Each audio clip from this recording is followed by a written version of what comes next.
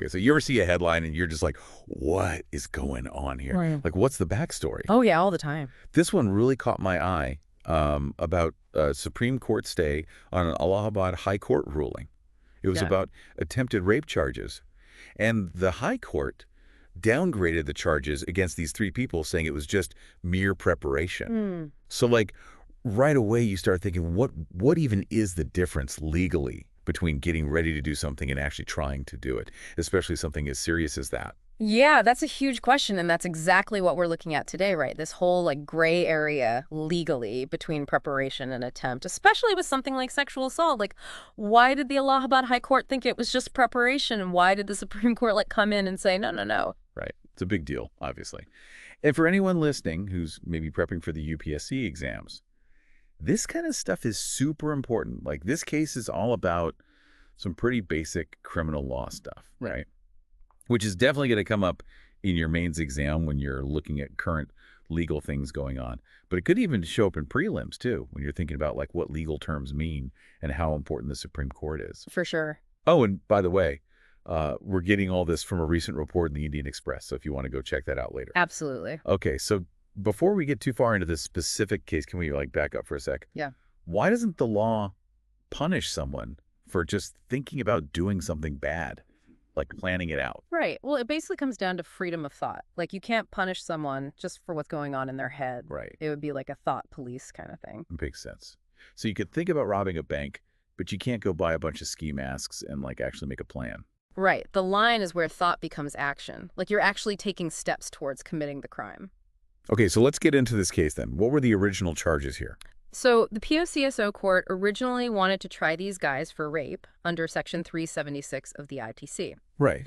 And they also charged them under Section 18 of the POCSO Act, which is about punishment for trying to commit crimes against kids. Obviously super serious. Yeah. And then the Allahabad High Court came in on March 17th last year, 2025, and said, hold on. They got rid of the attempted rape charges and basically said that what the prosecution was claiming was only mere preparation. Mere preparation. That's the key phrase here, isn't it? And that's why the Supreme Court got so involved. I mean, they said the High Court's ruling was insensitive and legally flawed. Like, that's pretty harsh language. Yeah, it is. And it shows how big of a deal this difference is. Like we said, the law doesn't usually care about just thinking about a crime. That's preparation. But when you start doing stuff to actually commit it, that's when it becomes attempt. And that's a crime. And this case, like, really highlights how tricky that line can be. Okay, so preparation is generally fine. Attempt is not. Yeah. Seems simple, but obviously not. What has the Supreme Court said in the past about what an attempt actually is legally? There are some really important rulings that kind of set the standard here. One of the biggest is Appayana Mishra v. State of Bihar back in 1961. Okay. That case gave us 4 things that courts usually look for to decide if something is an attempt or not. Right. So what are the 4 things from Appayana Mishra? Well, first, there's got to be a clear intention to commit the specific crime. Like, you can't just be thinking about doing something bad generally. It has to be a specific crime in mind. Second, you have to have done some preparation to commit the crime. So far, so good. Then third, and this is the key, you have to have actually taken some action towards committing the crime. Not just getting ready, but, like, actually trying to do it. Got it. So thinking about it isn't enough. Getting stuff ready isn't enough. You have to, like, start doing the crime. Exactly. And finally, there has to be what's called the penultimate act. It basically means you were super close to actually doing the whole crime. Okay, so it's not just buying a gun. It's like pointing it at someone and being about to pull the trigger. Yeah, that's a good example. Okay, I got it. So what about that other case they mentioned in the report, State of Maharashtra v. Mohd Yaqub? That was from 1980. Oh, yeah. What did that add to all of this? Well, in that case, the Supreme Court said attempt begins where preparation ends, which is a pretty clear way of putting it. They're basically saying that you need to actually do something, like an overt act that shows you're not just planning anymore, but, like, trying to commit the crime. Okay, makes sense. So, like, buying a weapon.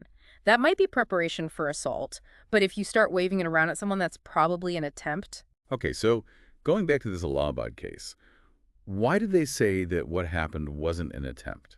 So basically they said that the prosecution didn't prove that the guys went beyond preparing to commit rape, like that they hadn't actually tried to do it. And they based that on a really old English case, Rex v. James Lloyd. From 1836. Yeah, that one. That case said you need to prove that the person wanted to do stuff even if the victim was fighting back. Like, that was their intent. Okay. So how did that super old case affect how the Allahabad court decided this modern case? Well, they basically said that the prosecution didn't prove that the guys had gone from getting ready to rape to actually trying to do it. Right. Especially since nobody said there was any penetration. So no penetration means it couldn't be attempted rape. That seems to be their thinking, yeah. And that's what the Supreme Court really disagreed with, right? They called it legally flawed, insensitive, and inhumane. Yeah. Strong words for sure. Yeah. So what do you think is the big problem the Supreme Court has with how the Allahabad court looked at this? I think they're worried that the Allahabad court made it way too hard to prove attempted rape. Like, by saying penetration is necessary, they're basically ignoring everything that might have happened before that. Like, even if there wasn't penetration, it could still be really traumatic and scary and show that someone was trying to rape someone. Right. The Supreme Court's saying, hey, even if they didn't get to the very last step, it doesn't mean they weren't trying to commit a serious crime. I see. Yeah, it's kind of wild that a case from 1836 is still so important today. And the Indian Express report actually mentioned a couple other recent cases where this Lloyd ruling was a big deal. Oh, for sure. It comes up a lot.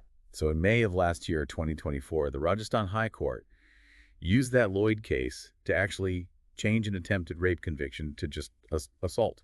And then in 2004, the Supreme Court itself used it in Aman Kumar and Arnav v. State of Haryana to reduce an attempted rape charge to something less serious.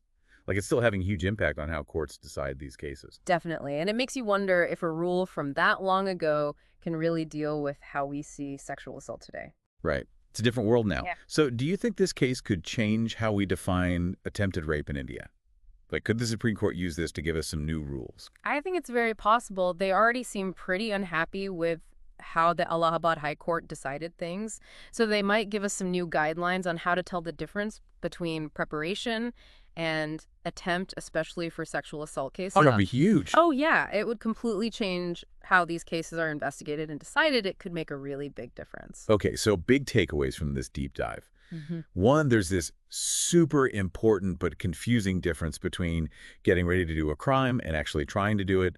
And two, the Supreme Court's taking this seriously. Yeah. And might give us some new rules about attempted rape. Exactly. And for those of you listening who are studying for UPSC, you really got to pay attention to this kind of stuff. Think about how this could affect not just rape cases, but all sorts of crimes, and what it means for keeping people safe while also protecting their freedom. This is definitely something to watch closely. Absolutely. And if any of this got you thinking or you have more questions, please like and subscribe for more deep dives. And leave a comment, too, if you have other stuff you want us to look into. Oh, and don't forget, we got all of this from that Indian Express report, so go check that out if you want to know more. One last thing to think about, though, before we go. Yeah. Does a legal rule from almost 200 years ago really make sense in today's world? Especially when it comes to something as complex as sexual assault. That's something to ponder, isn't it? It is. Thanks for listening, everyone. See you next time.